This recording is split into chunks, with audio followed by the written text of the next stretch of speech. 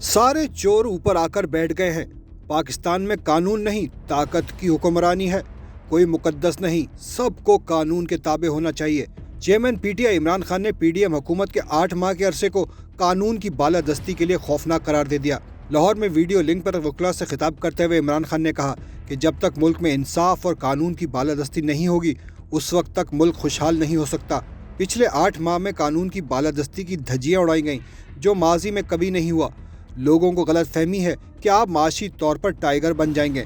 जो माशी चैलेंजेस आज दरपेश हैं, माजी में कभी ऐसी सूरत नहीं हुई। बारी बारी सबके करप्शन केस ख़त्म किए जा रहे हैं। इमरान खान ने यह भी कहा कि लोग मायूस होकर पाकिस्तान छोड़कर जा रहे हैं। 7.5 लाख पाकिस्तानी 8 माह में मुल्क छोड़कर चले गए हैं, जो तशवीशनाक है। मुल्क की खातिर वकीलों को अपनी जिम्मेदारी निभानी पड़ेगी। वकला के सामने हो रहा है कि सारे चोर ऊपर आकर बैठ गए हैं।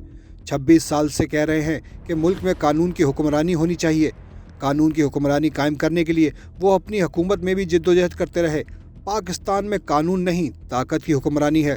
कानून की हुक्मरानी ही मुल्क को दलदल से निकाल सकती है। कानून की हुक्मरानी शहरियों को यकसा मौके फराहम करती है। मुल्क में कोई मुकद्दस नहीं, सबको कानून के ताबे होना चाहिए। इमरान खान ने कहा कि उनके दौर में रिकॉर्ड बरामदात थी, किसान खुशहाल था। 7 माह में जो कुछ हुआ उससे मुल्क में मायूसी फैली है।